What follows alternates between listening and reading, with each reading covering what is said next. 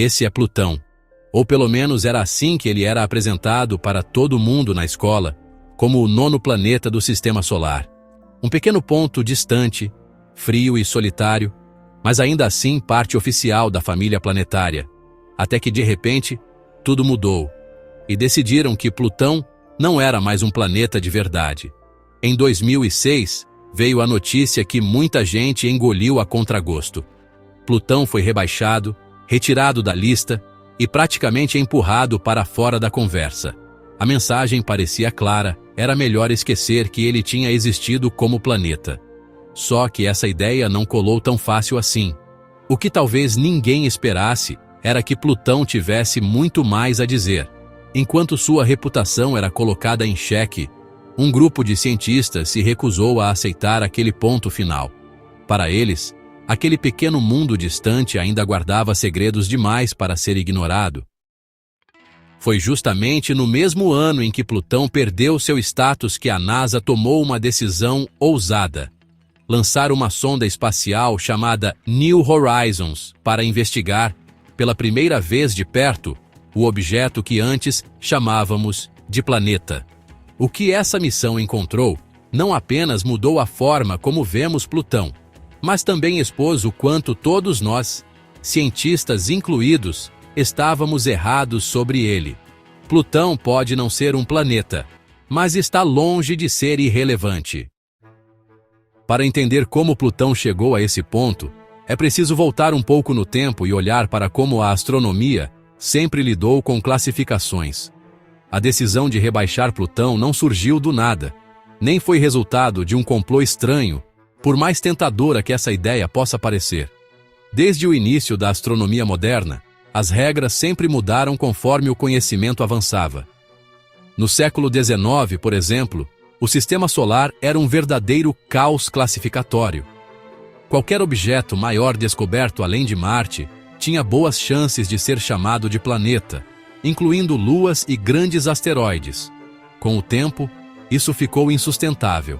Era necessário impor limites, criar critérios mais rígidos e decidir, de uma vez por todas, o que realmente merecia o título de planeta. Esse processo de refinamento não aconteceu de uma vez, mas se estendeu por décadas. Quando Plutão foi descoberto, no início do século XX, as exigências ainda eram relativamente simples. Bastava orbitar o Sol e parecer único na região onde estava. Naquele momento, Plutão cumpria perfeitamente esses requisitos. O problema é que a ciência não parou ali. À medida que telescópios melhoraram e novos objetos começaram a surgir nas regiões mais distantes do Sistema Solar, ficou cada vez mais difícil sustentar a ideia de que Plutão era especial por estar sozinho. A virada definitiva na história de Plutão aconteceu quando a comunidade científica percebeu que precisava ser ainda mais específica. Não dava mais para classificar planetas apenas pelo que parecia grande ou distante. O Sistema Solar estava revelando muito mais complexidade do que se imaginava no passado. Em 2006, uma nova definição entrou em cena. Para ser considerado planeta, um corpo celeste precisaria cumprir 3 exigências claras: orbitar o Sol, ter massa suficiente para se tornar aproximadamente esférico e, talvez o ponto mais controverso, dominar completamente sua vizinhança orbital. Essa última regra mudou tudo. A ideia era simples de explicar, mas difícil de engolir. Um planeta deveria agir como um verdadeiro aspirador cósmico, limpando sua órbita de outros objetos de tamanho semelhante ao longo do tempo. Ele precisaria ser o senhor absoluto daquela região do espaço. Plutão não passava nesse teste. Em vez de navegar sozinho por um vazio distante, ele se mostrou apenas mais um integrante de uma região cheia de detritos gelados, uma imensa coleção de objetos conhecida como Cinturão de Kuiper, uma espécie de depósito de sobras da formação do Sistema Solar. E Plutão nem sequer é o maior objeto desse cinturão. Ele apenas pareceu assim durante muito tempo porque reflete luz de forma extremamente eficiente. Seu brilho enganou gerações de astrônomos, fazendo com que parecesse maior, mais isolado e mais importante do que realmente é. Quando tudo isso veio à tona, a decisão foi inevitável. Plutão não perdeu seu status por ser pequeno ou distante, mas porque as regras finalmente alcançaram a realidade do que ele é. Não um planeta clássico, mas algo diferente, estranho e, como logo descobriríamos, muito mais interessante. Mesmo depois de perder o título de planeta, Plutão continuou desafiando qualquer tentativa de ser tratado como algo simples. Um dos primeiros indícios disso está em sua órbita, que foge completamente do padrão do resto do sistema solar. Em vez de seguir um caminho quase circular, Plutão percorre uma trajetória alongada, extremamente oval. Em certos momentos dessa órbita, ele chega a ficar mais próximo do Sol do que Netuno, algo que por si só já soa errado para quem imagina o sistema solar como uma sequência organizada de mundos bem comportados. Durante essas fases, Plutão se aproxima a distâncias comparáveis às de Urano, antes de voltar lentamente para as regiões mais geladas e distantes. Além disso, sua órbita é inclinada. Enquanto quase todos os planetas se movem em um mesmo plano, como um disco achatado, Plutão cruza esse plano em um ângulo de 17 graus. Na prática, isso significa que ele passa a maior parte do tempo acima ou abaixo do mapa tradicional do sistema solar. Esse movimento estranho é lento. Um único ano em Plutão dura 248 anos terrestres. Gerações inteiras passam enquanto ele completa apenas uma volta ao redor do Sol, o que torna suas mudanças ainda mais difíceis de observar em tempo real. Tudo isso reforça a ideia de que Plutão nunca foi um planeta comum. Ele sempre foi um corpo excêntrico, deslocado, quase um estrangeiro dentro do próprio sistema solar. E foi exatamente essa estranheza que motivou os cientistas a quererem vê-lo de perto, custasse o que custasse. Para desvendar de vez o que Plutão realmente era, não bastavam telescópios observando à distância. Era preciso ir até lá. E isso representava um desafio enorme. Talvez um dos maiores já enfrentados pela exploração espacial até então. Plutão fica absurdamente longe, e esperar décadas por uma resposta simplesmente não era uma opção aceitável. A solução foi construir uma sonda leve, rápida e extremamente eficiente. Assim nasceu a New Horizons, desenvolvida por engenheiros da Universidade Johns Hopkins em parceria com a NASA.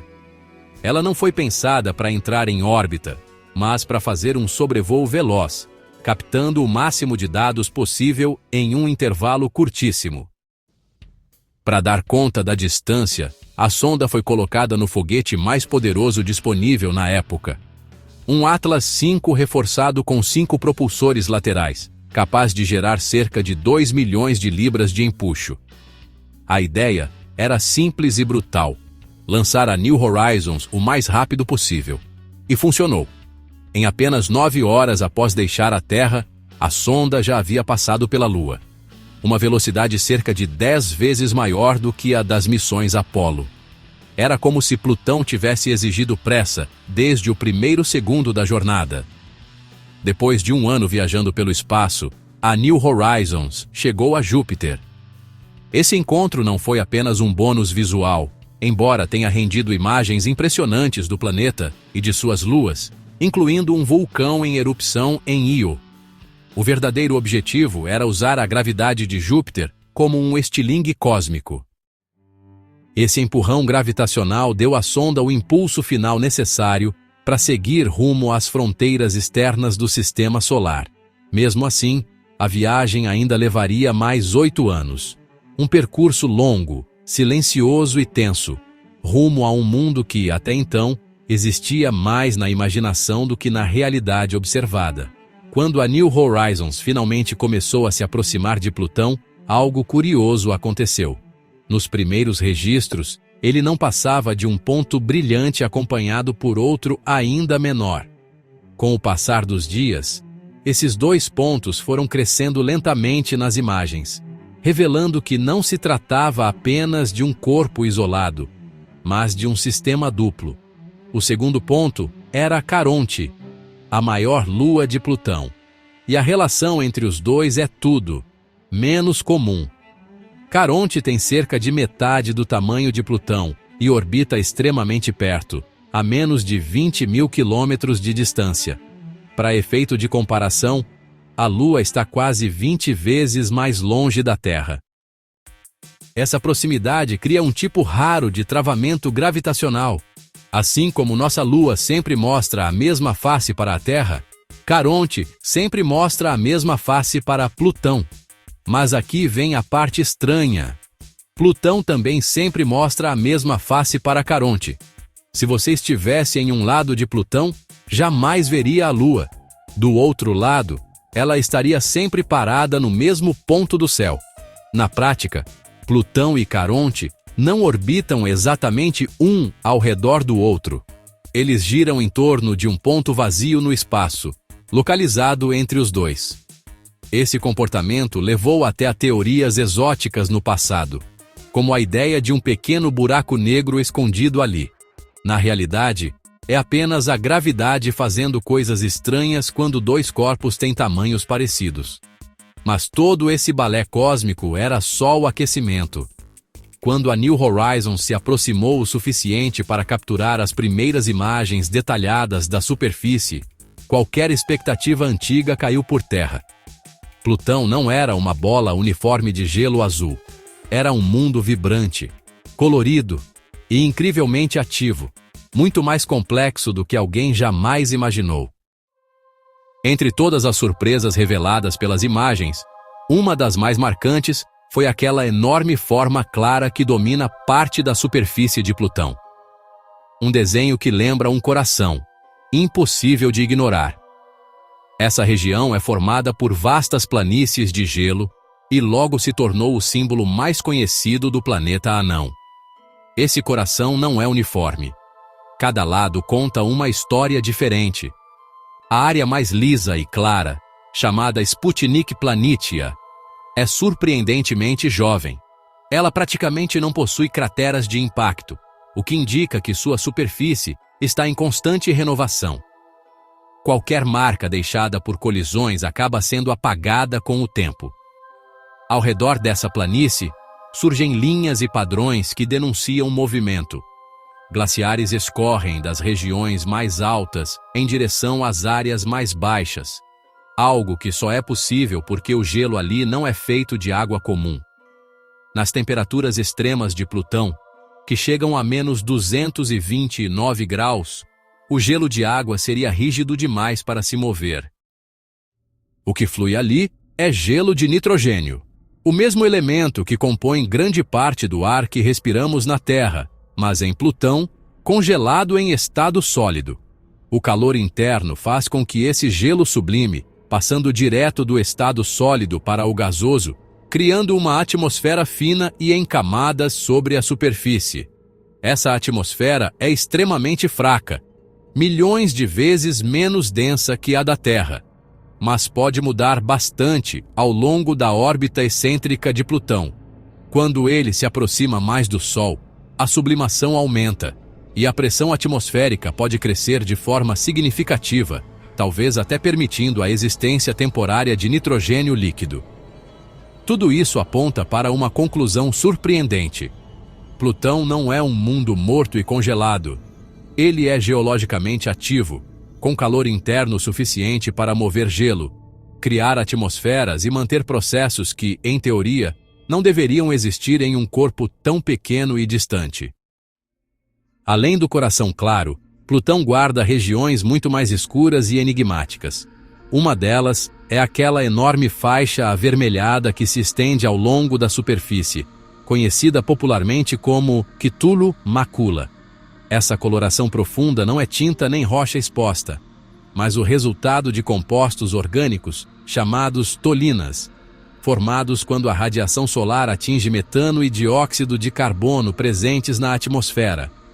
Essas partículas acabam caindo sobre a superfície como uma espécie de neve avermelhada, sendo carregadas por fluxos de gelo e, possivelmente, por líquidos temporários.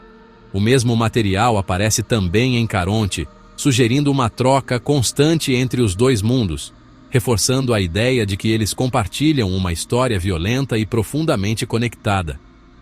Outro elemento que mudou tudo foi a descoberta de vulcões de gelo. O maior deles, White Mons, se ergue por quilômetros e se espalha por uma área gigantesca. Ele não entra em erupção com lava, mas com uma mistura pastosa de água e metano. E o mais intrigante é que essa atividade parece relativamente recente em termos cósmicos. Para que isso seja possível, Plutão precisa ter calor interno. Os dados indicam a presença de um oceano subterrâneo de água líquida sob a crosta congelada.